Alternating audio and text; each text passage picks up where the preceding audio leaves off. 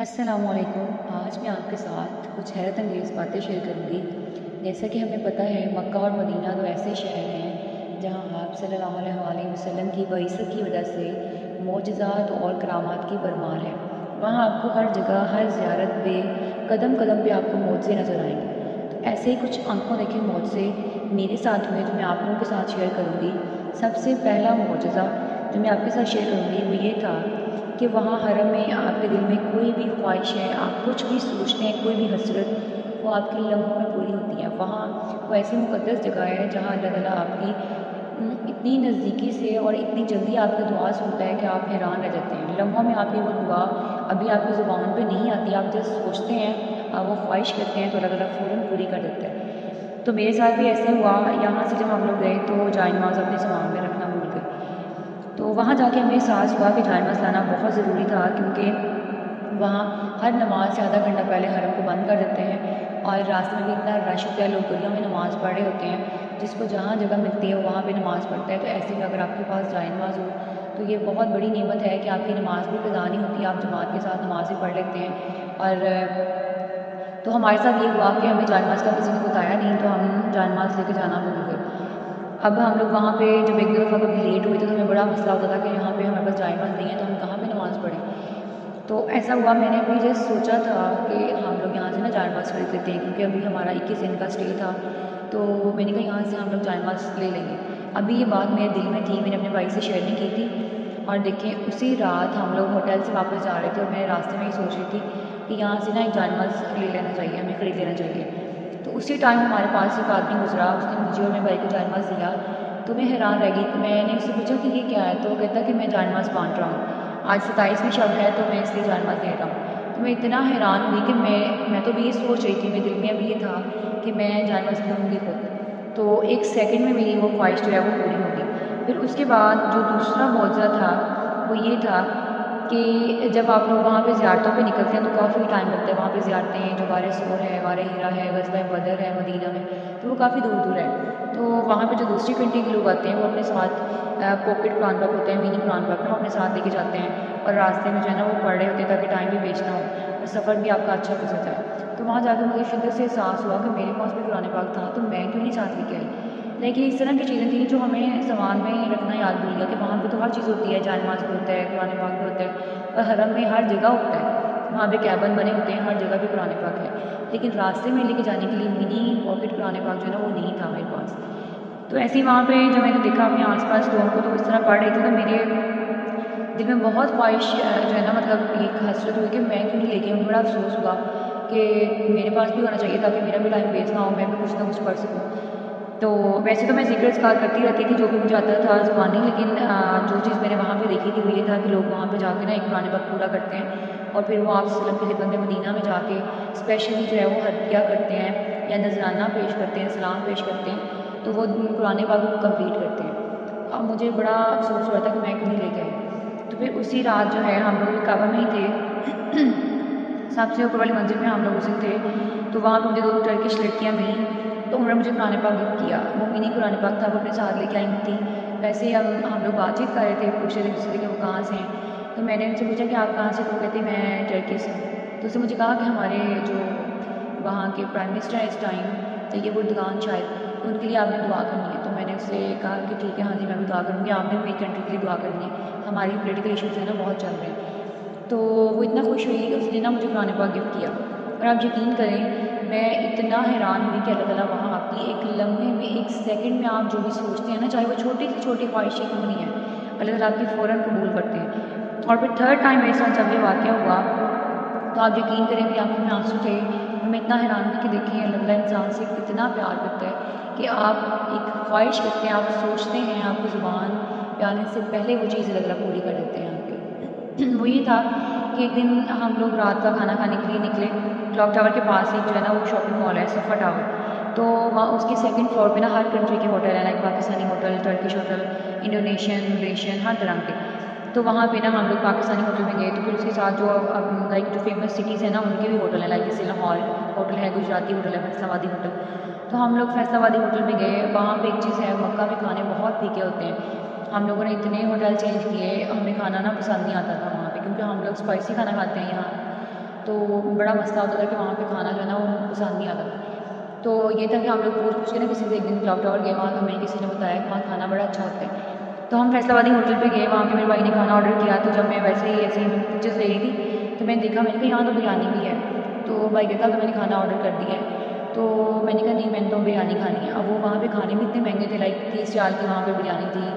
आप समझ लें कि पाकिस्तानी जो है ना बनते हैं कोई 23, 24, 2500 बनते हैं, इतने पैसे। तो वो कहते हैं कि अब तो हमने खाना ऑर्डर कर लिया, चलो हम कल फिर दोबारा आ जाएंगे तो दोबारा खा लेंगे इसको। मैं मुँह बना के बैठी, मैंने कहा नहीं, मैंने तो आज ही खानी है। तो अच्छा जी, अब मैं बैठी हुई थी तो खाना हमारा आ गया। हमने चिकन शायद ऑर्डर किया था। तो मेरा भाई मुझे कहा चलो आप ये खा लो, मैं ना सुबह में ले लूँगा।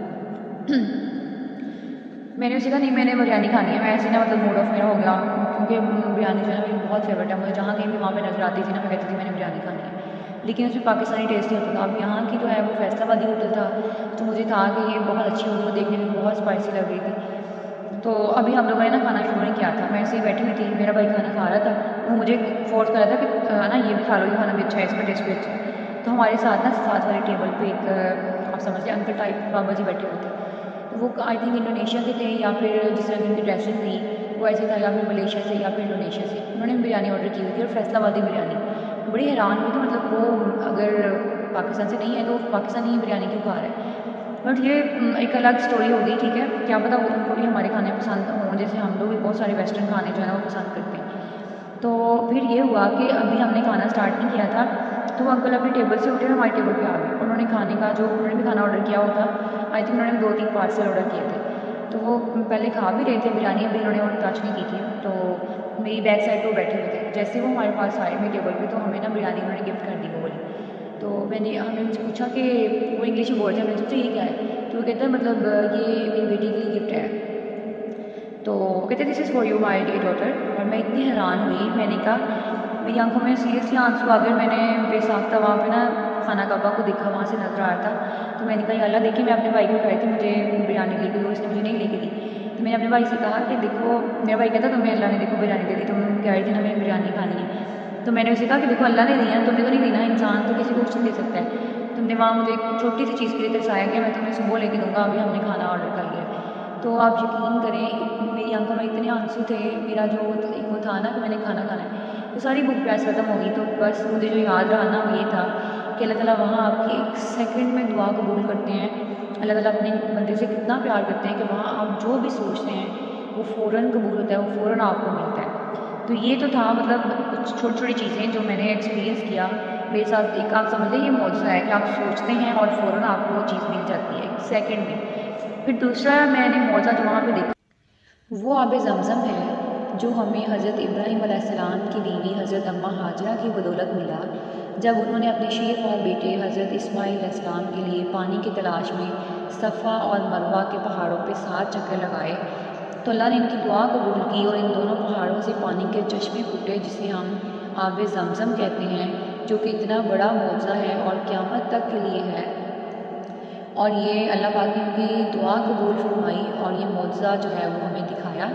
और ये पानी इतनी रहमतों और बरकतों वाला है, इसमें इतनी शिफा है। कहते हैं कि अगर आप इसे प्यास की हालत में पीते हैं तो आपकी प्यास ख़त्म हो जाएगी, अगर आप इसे भूख की हालत में पीते हैं तो आपकी भूख ख़त्म हो जाएगी, अगर आप इसे बीमारी की हालत में इस्तेमाल करते हैं तो आप सेहतयाब हो जाएंगे। इस पानी में इतनी रहमतें और बरकतें हैं कि आप जिस नीयत से ज़मज़म को पीते हैं, इसे पीने से पहले आप जो भी नीयत करते हैं आपकी दिली मुराद पूरी होती है।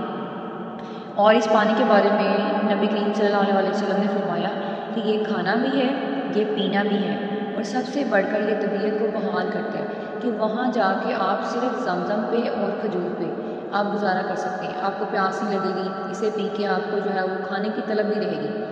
ये पानी जो है इसमें इतना अल्लाह पाक ने जो है वो इतनी रहमतें और बरकतें रखी हुई हैं। और मेरा ये आंखों देखा एक्सपीरियंस है कि जो लोग पाकिस्तान से जाते हैं वो बीमार, माजूर और चलने फिरने के काबिल भी नहीं होते हैं जब वो यहाँ से जाते हैं। और जब वो वहाँ पे मैं उनको देखती हूँ ज़मज़म की बदौलत इस पानी की रहमत से जो है वहाँ पे वो सफ़ा मरवा पे जो है वो चक्कर लगा रहे होते हैं। और वो इतना लंबा डिस्टेंस है, सफ़ा मरवा और तवाफ़ 9 किलोमीटर बनता है। और मैंने बहुत सारे लोग देखे हैं जो कहते हैं कि जब हम आए थे तो हम चलने फिरने के काबिल नहीं थे, और ये ज़मज़म इतनी शिफा है कि हम अपने कदमों से हम खुद चल के जो है वो पूरा उम्रा हमने यहाँ पे किया है। और इसी के बारे में हज़रत अबू ज़र ग़फ़ारी जो है वो ज़मज़म की बरक़ात के बारे में फरमाते हैं कि ये पानी 1 महीने तक जो है मेरा खाना सिवाय ज़मज़म के कुछ नहीं था। मैंने वहाँ 40 दिन गुजारे और 40 दिन खाना काबा में बगैर किसी खाने पीने के ज़मज़म पे मैंने गुजारा किया। तो ये इस पानी की रहमत थी, इस पानी की बरकत थी कि आपको वहाँ जाके किसी चीज़ की तलब नहीं रहती है, आप इस पानी पे जो है वो गुजारा कर सकते हैं। और इसके बाद जो तीसरा बड़ा मौज़ा था, जो चीज़ मैंने नोट की वो ये थी कि वहाँ का फ़र्श जो है वो इतना ठंडा है, इतना ठंडा है कि आप देखिए हमारे चेहरे पे और मतलब आप पसीने से आप भीगे होते हैं, आपका पूरे जो कपड़े वगैरह जो भी होते हैं ना, हाथों से पसीना निकल रहा होता है, लेकिन उसका फ़र्श इतना ठंडा होता है पूरे हरम का कि एक तरफ सूरज की इतनी रोशनी, इतनी तपिश है कि आप जो है पसीने में भीगे होते हैं, और एक तरफ आपके पाँव के नीचे जो फ़र्श है वो इतना ठंडा होता है कि आप जब वहाँ पे चक्कर लगाते हैं, चलते हैं, तो आपको ऐसा होता है जैसे आप बर्फ़ पे चल रहे होते हैं, इतना ठंडा उसका फ़र्श है। तो देखिए अल्लाह पाक ने कितना बड़ा मौज़ा रखा हुआ है कि आपके सर पे सूरज है और आपके नीचे जो फ़र्श है वो इतना ठंडा है। तो कितनी बड़ी करामत है कि सूरज की तपिश और ठंडक एक साथ है। और उसके बाद जो तीसरा बड़ा मौज़ा मैंने देखा था वो ये था कि वहाँ पे ना खाना काबा में हर जगह पे आप देखेंगे वहाँ पे हर तरह के जानवर चुनिंद परिंद आते हैं। खाना काबा के आस-पास और खाना काबा के अंदर भी इतने कबूतर हैं कि आप यकीन करें इतने खूबसूरत हैं, हर जगह पे आपको नज़र आते हैं। जितने वहाँ पे इंसान हमें लगता है ना कि हर कंट्री से आते हैं, इतने लोग हैं, वहाँ उससे ज़्यादा कबूतर होते हैं हर जगह पे। फिर मैंने वहाँ पे कबूतरों के अलावा मैंने वहाँ पे बिल्लियाँ देखी भी देखी और मैंने वहाँ पे चूहे देखे, इतने बड़े बड़े चूहे देखे, और भी काफ़ी चरिंद परिंद थे जो कि मैंने वहाँ पे नोटिस किया कि वो भी तवाफ़ करते हैं, वो हर जगह पे आपको नज़र आते हैं, नमाज वाली जगह पे नज़र आते हैं।